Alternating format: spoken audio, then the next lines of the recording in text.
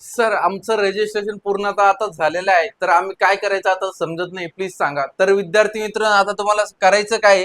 Registration पूर्ण झालेलं आहे, पण आता तुम्हाला ई स्क्रुटिनी मोड आणि त्याचबरोबर तुमचा फिजिकल स्क्रुटिनी मोड म्हणजे तुमच्या डॉक्युमेंट व्हेरिफिकेशनची प्रोसेस जी आहे ती 20/5/2026 ते 22/6/2026 पर्यंत चालत असते. त्याचबरोबर तुमचे डॉक्युमेंट तुम्हाला व्हेरिफिकेशन झालेले आहे की नाही तुम्हाला लॉग इन करून चेक करायचे. त्याचबरोबर त्यानंतर आपण बघणार आहे की तुमचं display of provisional merit list लागणार आहे 24/6/2026 ला. त्याचबरोबर ते झाल्याच्या नंतर तुम्हाला जर तुमच्या फॉर्म मध्ये काही चुका असेल रजिस्ट्रेशन मध्ये, तर तुम्हाला ग्रीव्हन्स टाकता येतं, सबमिशन ऑफ ग्रीव्हन्स म्हणून. त्याचबरोबर ते टाकल्याच्या नंतर सुद्धा तुमचं ई स्क्रुटिनी मोड चालू होईल, परत फिजिकल स्क्रुटिनी मोड चालू होईल आणि त्यानंतर लास्टला फायनल मेरिट लिस्ट लागते तुमची. ती कधी लागणार आहे?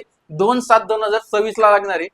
तर विद्यार्थी मित्रांनो, फायनल मेरिट लिस्ट लागल्याच्या नंतरच तुमचं जे काही कॅपराऊंडची प्रोसेस आहे, जे काही तुम्ही कॉलेजेस ऍड करतात ते तुमची पुढे चालू आहे.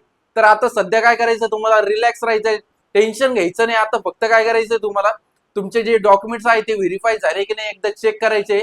त्याचबरोबर काही चुका असतील तर तुम्ही ग्रीव्हन्स टाकू शकता. त्याची प्रोसेस पण आता लवकरच चालू होईल. तोपर्यंत तुम्हाला काय करायचंय, रिलॅक्स राहायचंय, टेन्शन घ्यायचं नाही. भेटूया अशाच इन्फॉर्मेटिव्ह व्हिडिओ सोबत. तोपर्यंत धन्यवाद.